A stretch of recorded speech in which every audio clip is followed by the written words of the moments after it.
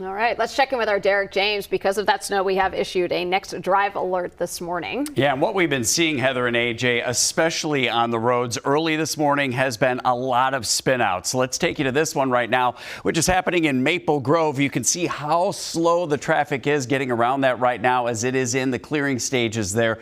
Now, keep in mind also around Weaver Lake, you've got that interchange of 94 and 494 that's typically slow. So this is just going to be adding to it here this morning. Want to get a little closer to the city, 94 westbound at Xerxes. You can see we've got crews on scene. Another vehicle, it looks like it's not that icy, sliding right off there by the exit sign. So keep in mind here this morning, those conditions are going to change very quickly. You're going to have those roads that have been recently cleared. And then at times you're going to find snow covered and quickly lose, hey, where are the lanes out there? So that's something to keep in mind. Typically we'd see a lot of green on a normal morning, but we're seeing a lot of yellows and oranges, especially west of the metro. That's the thing to be watching. If you're going to be coming in to Minneapolis and St. Paul from the West Metro, probably going to have a slower drive than a lot of other folks. And as mentioned, we still have a number of partially covered roads. Those are all of those indicated here in blue. Anywhere you see the pink, that's going to be an area that is still completely covered, where they're going to need to hit those plows once again. Let's see what things are looking like actually on those streets right now. Our Barrett Leone is out in the next weather tracker. You've been all over the metro this morning. Where are you now? Yes, it's been a busy morning, Derek. We are in Arden Hills right now. We are about to hop on Highway 51 South. We'll give you a real-time look on what these on and off ramps look like because they are a bit slick. As you can see, still a lot of snow, a little bit of a slip and slide here. So you're gonna wanna take your time as you get on and off highways. Now, this is a highway that MnDOT has indicated completely covered still, so this one might be a little tricky. When you look on the MnDOT map, that pink road is what MnDOT has indicated as a completely covered road. So they will need to come through the plows.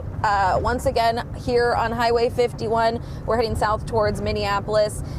It's a little dark, but there is still snow, little bit of slush, and coming from a side street, I will say side streets are tricky too. A roundabout, we did slip a little bit on the roundabout, so you're going to want to just overall take it a little slower and give yourself a lot of space. We've seen plenty of plows out here this morning salting, which is helping with that slick and that slip, that ice. But overall, we are still seeing plenty of snow on roadways, so that is something you're just going to need to wrap your mind around this morning. We're still dealing with that, so take your time. Be aware that there are some slick areas out here.